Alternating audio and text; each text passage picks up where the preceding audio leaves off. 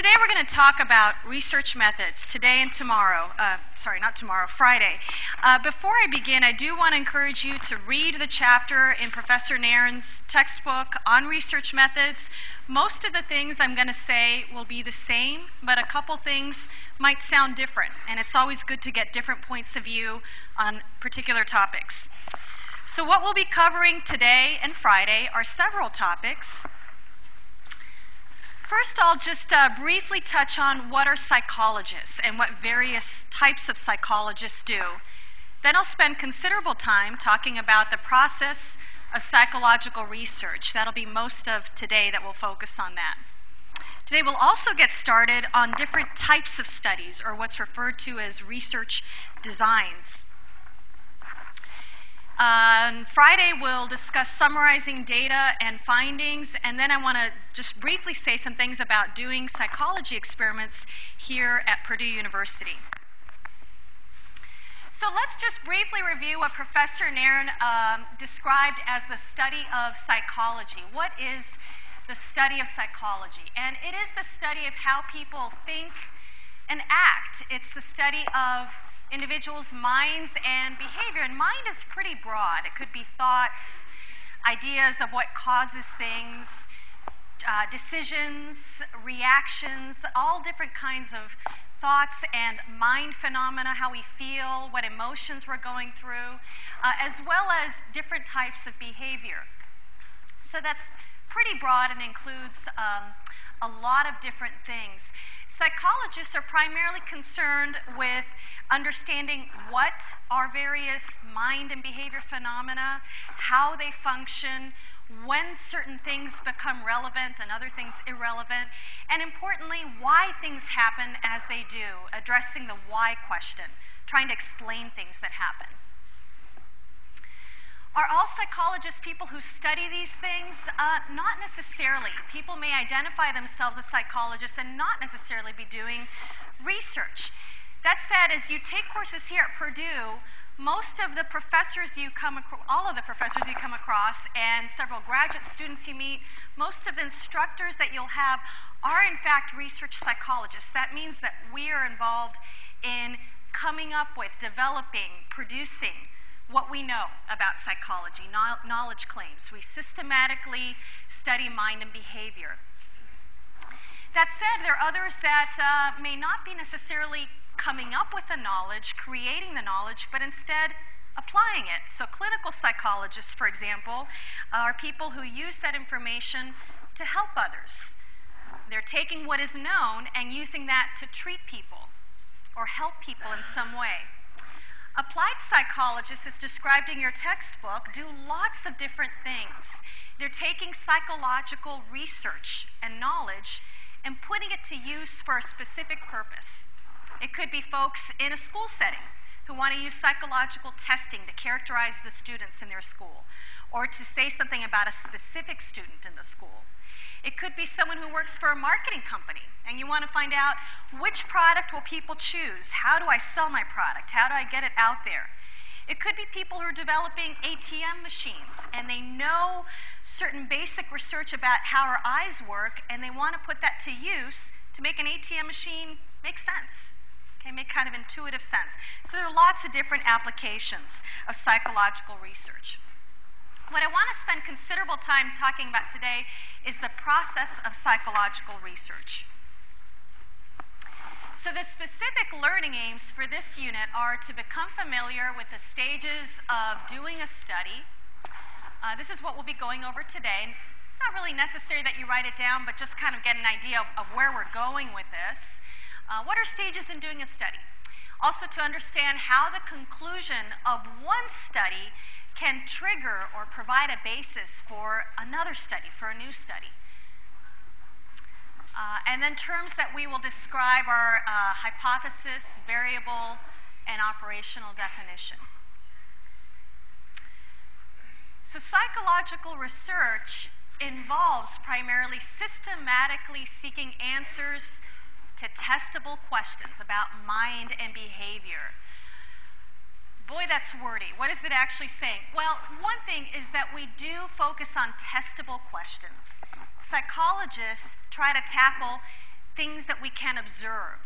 You don't see research psychologists studying ghosts because we can't really observe ghosts. Okay? That has been tested to the limits, though. For a long time, it was believed that we couldn't study emotions because we can't see emotions. But there are other ways of deriving observations that somehow say something about emotions. Okay, but we're looking at testable questions, things we can observe. And we take a systematic approach. We take an approach that says something not just about one person, but a whole population of people. We want it to be methods that we can apply in the same way to everyone. And we also are systematic about the answers. We're rarely satisfied with one study to answer a question. Instead, we'll take one study and we'll say, boy, that's interesting. Now, how can we improve on that answer? What else did we leave unanswered? What new questions do we have? And we systematically go after a topic till we felt that we have the right answer. Okay? What are typical questions that people might have that would lead them to become research psychologists? Let's see if any of these questions resonate with you. Anyone ever wonder whether will your parents start to lose their memory? When and why? Okay, or grandparents, friends maybe, you never know. How do people lose their memory? When does that start to happen and why? Well, that's not really a testable question because it's about someone's parents, but we can reframe that or reword it to say, what predicts memory loss?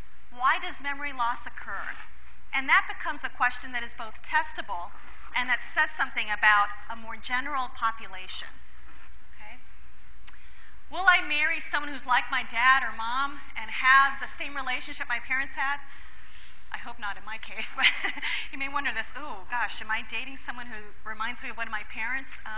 That's not really a testable question. Again, it refers to a specific case. We might instead reframe it as, what predicts whether two people are romantically attracted to each other? And that is a testable question, and it's one that has been studied in psychological research. How can I learn enough to pass my exams? Anyone ever asked themselves that question, perhaps, while here at Purdue? How can I learn enough to pass my exams? Well, Professor Karpicki in our department studies exactly that question, and the way he frames it is, which study techniques are best for learning new information? And not all study techniques are the same. Okay, there are differences, important differences.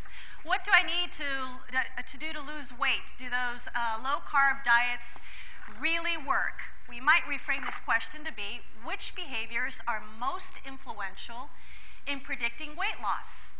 How do low-carb diets work, or how do they compare to other diets, and why do they work? That becomes a testable question, one that Professor Kinzig actually has done research on, and she will be talking with you next week. Why do people get meaner when they're under the influence of alcohol? Does this really happen, or is this just a stereotype? Is it just that we think people get meaner when they drink alcohol? We might reframe that to be, does consuming alcohol cause aggressive behavior toward other people nearby? Okay, interpersonal aggression. I hope this next one doesn't apply to anyone in the room. Is my roommate really a psychopath? How likely is it that he will hurt me? Okay. Hypothetical question, perhaps, hypothetical. Not something we'd study in a particular study, but we might reframe it to be something like the following. What are characteristics of psychopaths, and which situations bring this about? We'd have to define psychopaths. We'd have to be very clear on what we mean by that, and that's true for all of these questions. We have to very clearly define what we mean by the terms in the question.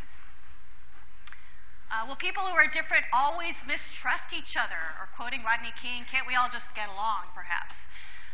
What are the causes of prejudice toward others? What causes people to become less prejudiced? One last one, and anyone ever wonder, are men and women born with different abilities? The media love to tackle this question.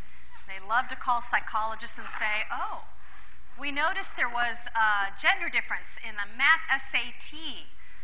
Does that mean that men and women are fundamentally different? What does that mean, fundamentally different? We might reframe this to be, how do men and women compare in different abilities? What are the origins of those abilities? We could do that with all of these questions. Okay? What does it take to have the right chemistry in a relationship? Does taking a risk make sense? When does playing it safe seem better? Have I learned more in the last 9 years of my life than the next 9 years? Than than the first 9 years? Okay, when do we learn more at a better rate? What's worse, being bullied or being ignored by others? And so on. We might reframe these to be specific testable questions. Okay, so what conditions cause people to take risks or avoid risks? What are the developmental trajectories and knowledge acquisition?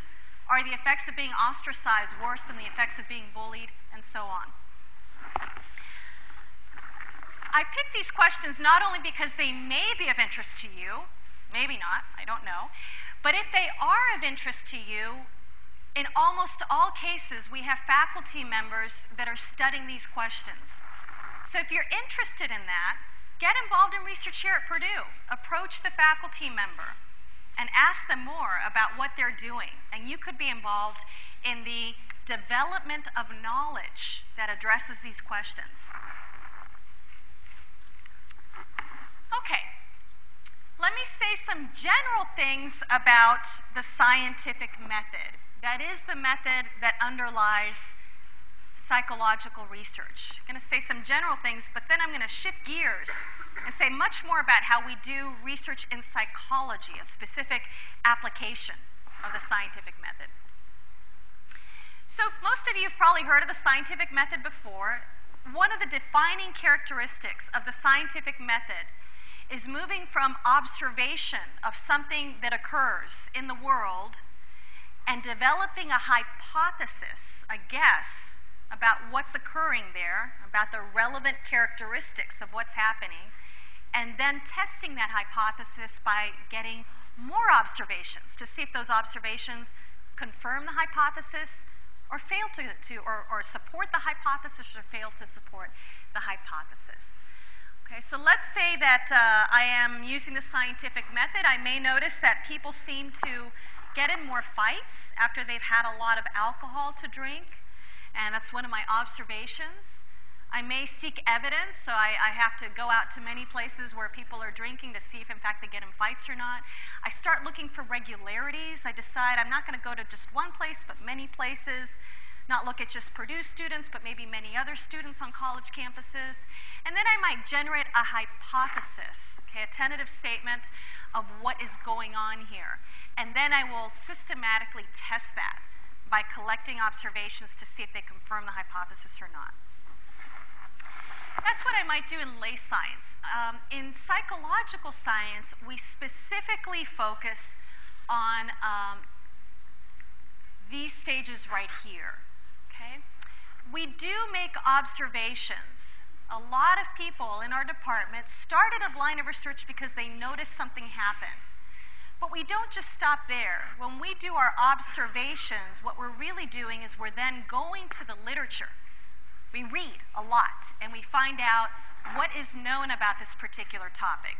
Has anyone done research on aggression, and specifically on whether alcohol causes aggression? So I would do lots of reading to figure out what's already been done on that. And then based on what I read, I would develop a hypothesis statement. Okay? So the background, the observation, is like a lay scientist. It might be something you notice in everyday life. It might be something you notice in the course of doing another research study. But invariably, then, it involves going to the psychological research and seeing what's already been done. You don't want to reinvent the wheel. You don't want to do the exact study that someone else has already done, unless you're interested in finding out whether you get the exact same results. But typically, we want to do something beyond what's already been done. So in psychological science, we would do some background work, we would then generate a hypothesis, and then we would do a study to see if it supports or fails to support our hypothesis. Okay, so we go back to observation again, and we're systematic in that approach. More specifically, if you get involved in psychological research here at Purdue, and I certainly hope that you will, what you'll see is that in general there are three general stages, I'll call them. Okay?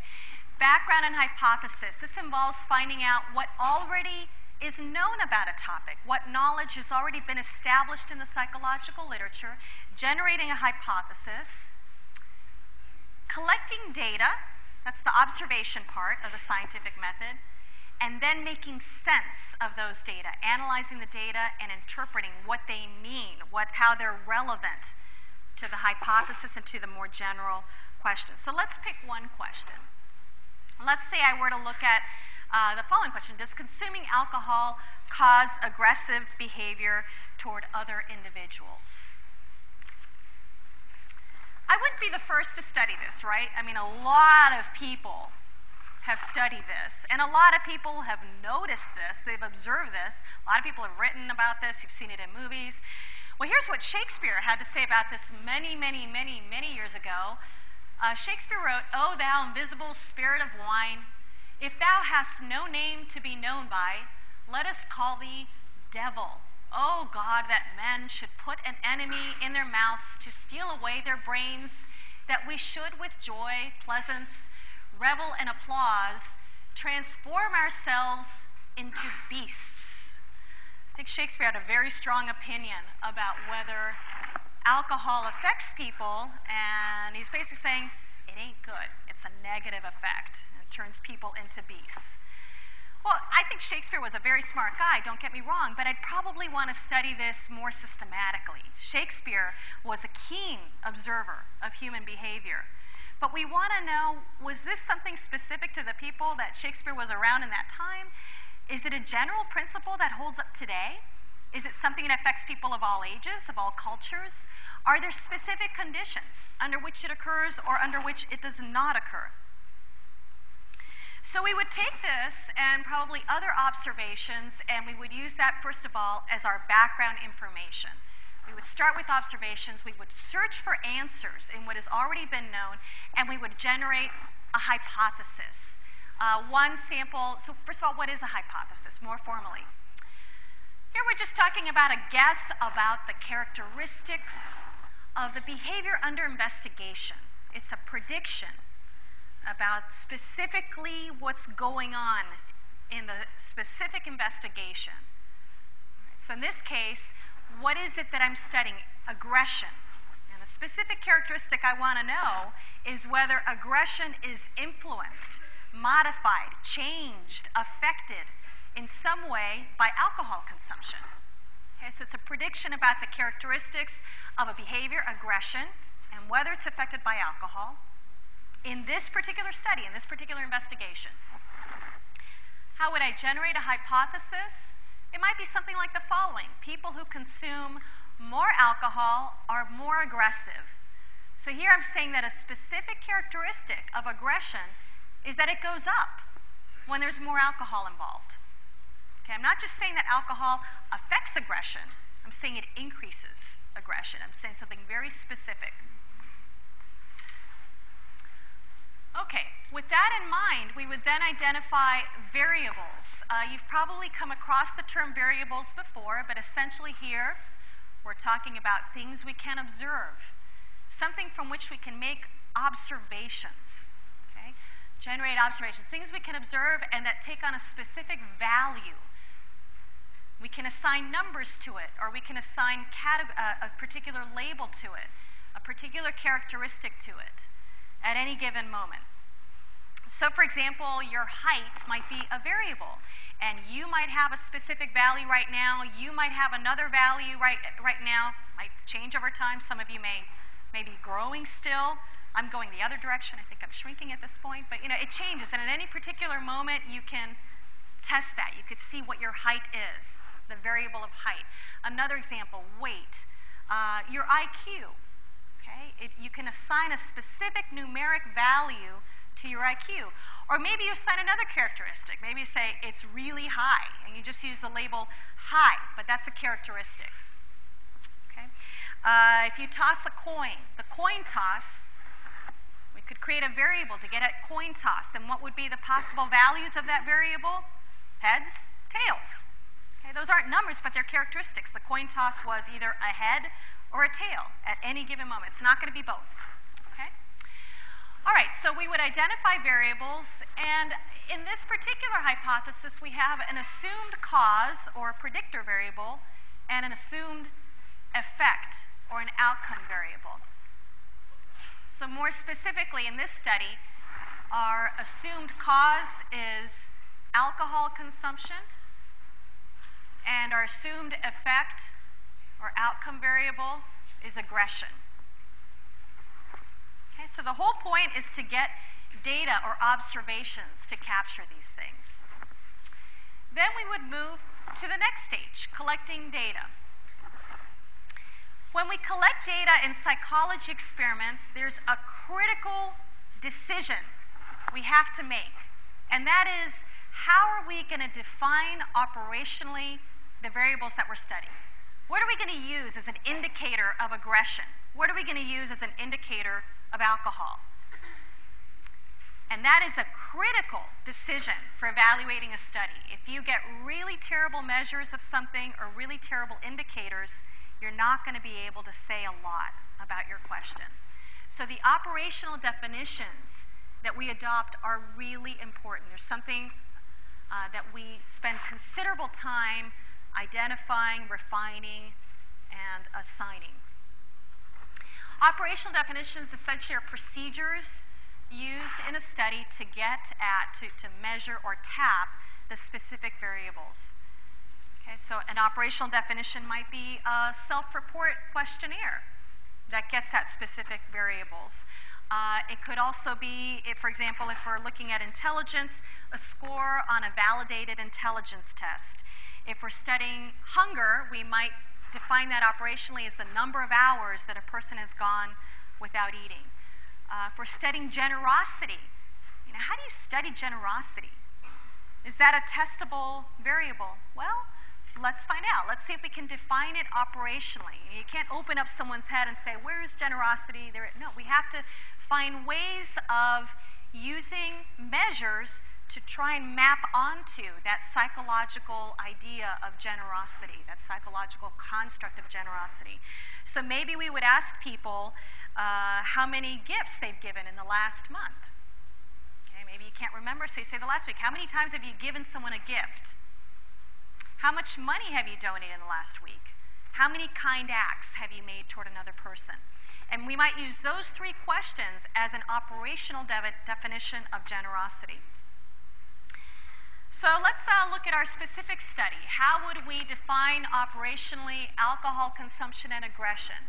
How would we collect our data? Well, as one example, maybe we would do a survey.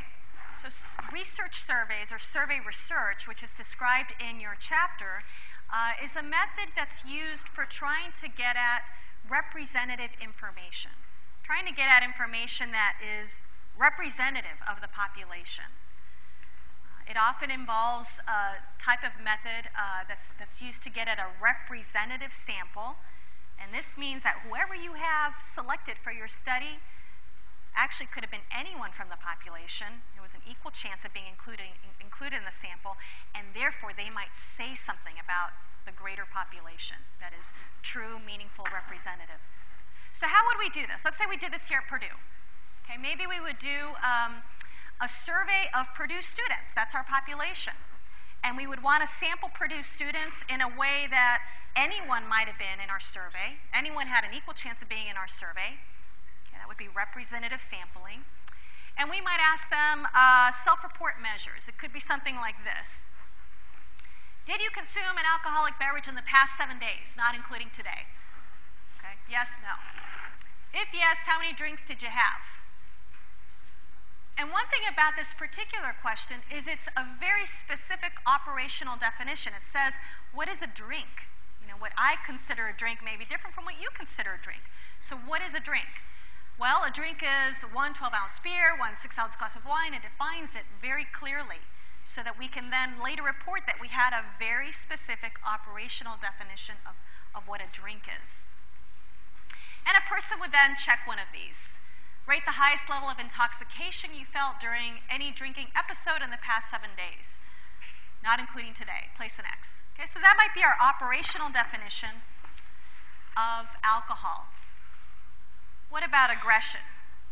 In the past 7 days, were you drinking while others were present? No, then it's probably not really that relevant for our study. Okay? Yes, I was. Place an X on the line to the right of anything that you did while you were drinking in the presence of others. I became angry enough to frighten someone. I threatened to throw something at someone. I pulled a weapon. I punched, slapped, or hit someone, and so on. Okay, so we could use these as operational definitions of alcohol consumption and aggression. What's another potential study we would do? Maybe we would take the last month here in Tippecanoe County, and we would look at police reports of arrests for unruly behavior or assault or something that would be reflective of a fight, okay, where a fight presumably involves aggression. And maybe we'd look at police reports, and we would look at various establishments that either serve alcohol or don't serve alcohol. We could compare a bar versus a restaurant that doesn't serve alcohol. And we would look at various establishments like that here in Tippecanoe County. So that would be another example of how we would define operationally aggression as the number of arrests that involve some sort of fight, and alcohol consumption is whether the establishment serves alcohol or does not. And we'd see if there are differences there. Then we would want to make sense of our data. Okay, we would go into the step where we would do data analysis, and we would try to answer the question. We would try to test this prediction, this hypothesis that people who consume more alcohol are more aggressive. Well, let's assume that we do find a link there. Let's say that on our survey, the people who report more alcohol consumption actually are more aggressive. Okay? Do we have an answer? Yeah, we could probably get a correlation. I'll say more about a correlation in a little bit. We could probably get a correlation there. Is it a good answer? This is where you need to become a critic. Okay, so what kind of holes could you poke in my measures? Right, we're doing a survey here. I'm asking you or you or you, how many drinks did you have in the last 7 days? What if I don't remember? I mean, what if I'm too intoxicated right now to even remember? That's a problem with my measure then, right? What if I lie? What if I know that I'm drinking a little bit more than might be practical for me here at Purdue University as a full-time student, but I'm in denial about it? I won 8, okay? I really am not going to be accurate about how many alcoholic beverages I had, so there might be biased responding there. And same with aggression. I mean, who wants to say, oh yeah, I was the most aggressive person in the room? Probably not. So again, people may not be completely honest in what happened, and we're using people's memories and own subjective interpretations as a way of reporting. All right, so it's not a perfect answer. I'll grant you that. It is not a perfect answer. But it is an answer, and not everyone lies. And a lot of people are pretty honest. And when you do 3 studies where you get the exact same finding, you start to say there might be something there. Even if I critique my measures, there might be something there. The point, however, is that we could probably get at an additional answer.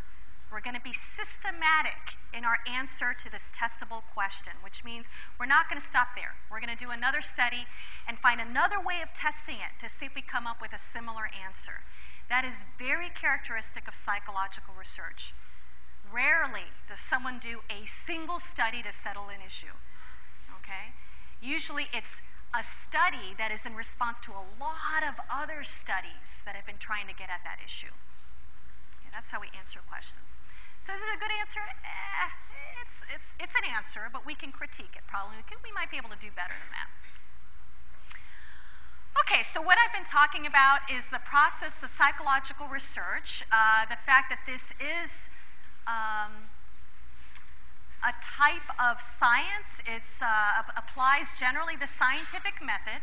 It applies generally this idea that we move between hypotheses and observations. But more specifically, what we typically do in psychology when we're doing research is we might notice something, we go to the literature, talk with others, go to media, go to any information source, and get good information. What has been done? What do we know about this topic? From that point, we derive a hypothesis. Okay? We define certain variables. We collect data by defining operationally our variables and finding out some method for collecting data. And then we analyze the data and evaluate the answer. We make sense of our data. Okay. I want to now go on to the next topic, which is types of research studies, also referred to as the research design or the study design. Study design is more accurate than research design. Okay.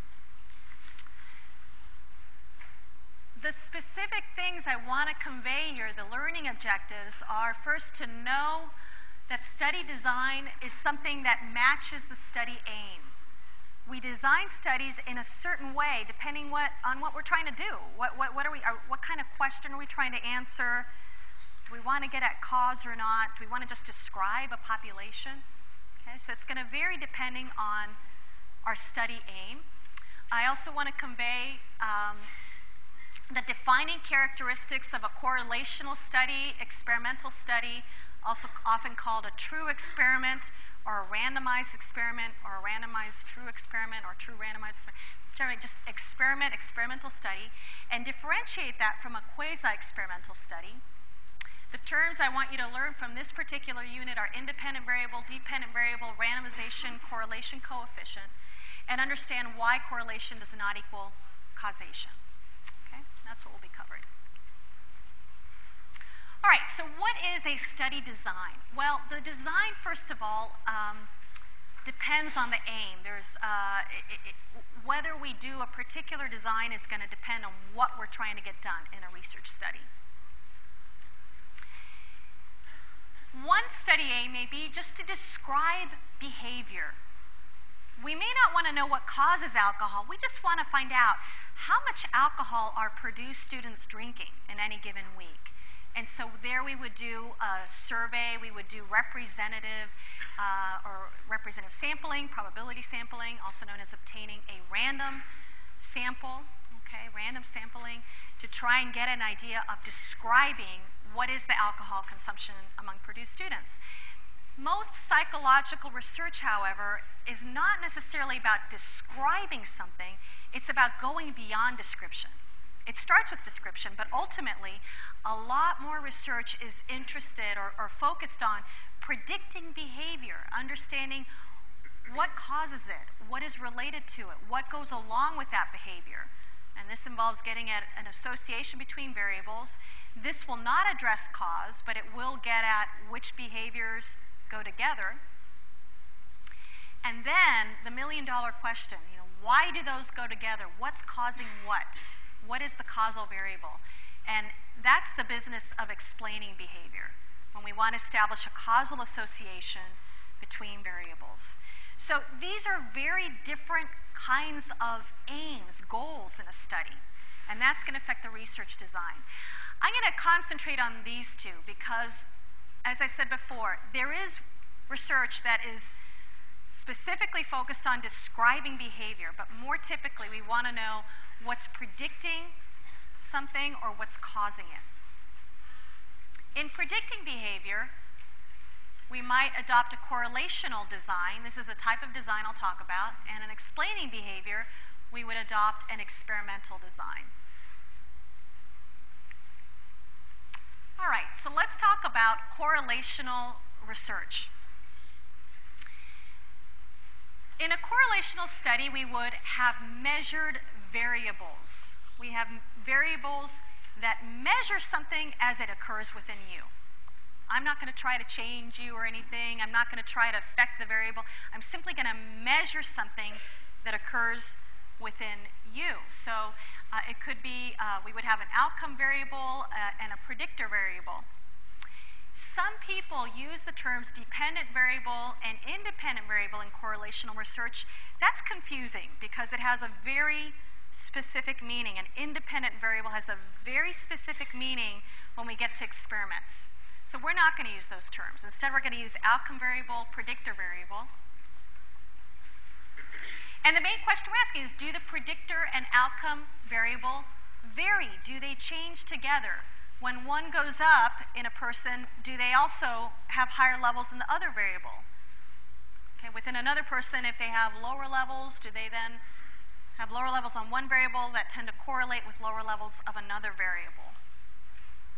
So do the predictor variables, do the predictor and outcome vary? Other examples of measured variables: gender. Everyone would identify themselves as having a specific gender. Personality characteristics, that's something we could measure in a population or in a sample. Verbal ability, level of depression.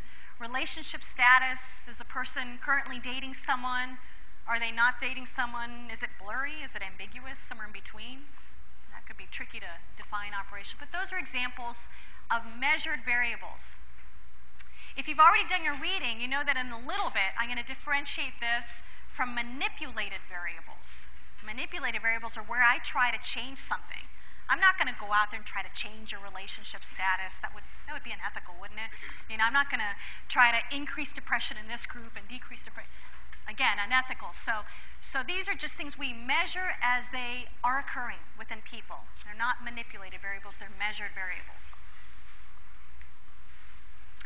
It's the same basic process, regardless of whether we use a correlational design or an experimental design. We are going to be getting some background information and deriving a hypothesis, collecting data, and then making sense of our data.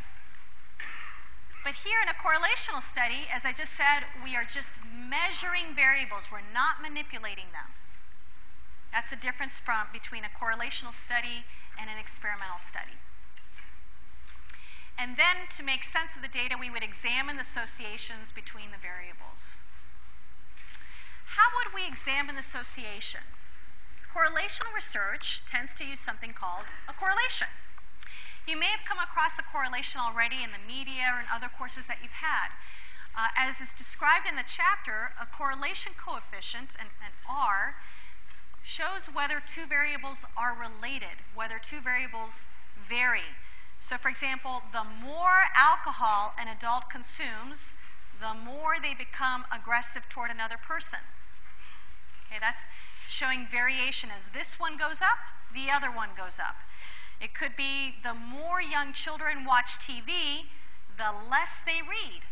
And if I compare kids and I put them in order on who's watching the most TV and who's watching the least amount of TV, that's going to say something. If I get support, if I find a significant correlation, it's going to say something about the ordering of how much reading they're doing. The one that's watching the most TV might be reading the least amount. The one that's not watching much TV at all might be reading even more, and so on.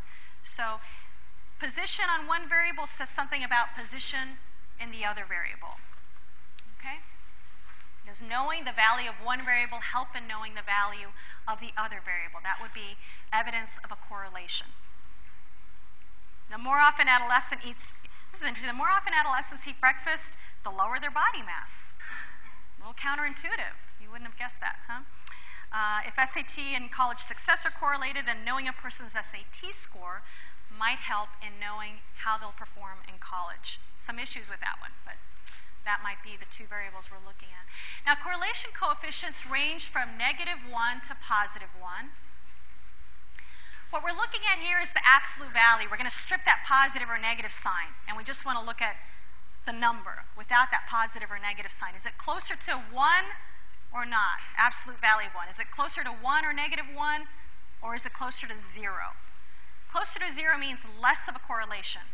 Closer to +1 or -1 means more of a correlation, more of an association. The sign simply says the direction of the relationship. Again, let me give you some examples here. Here's some examples of positive correlations. It could be that the more,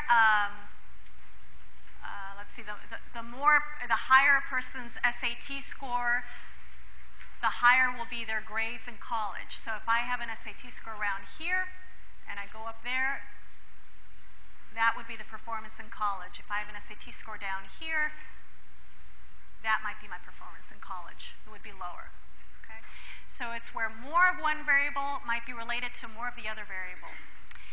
0.70 is closer to 1.0 than is 0.30.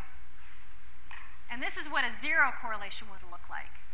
Essentially, knowing the value of one variable does not necessarily say anything about the value of the other variable. Okay?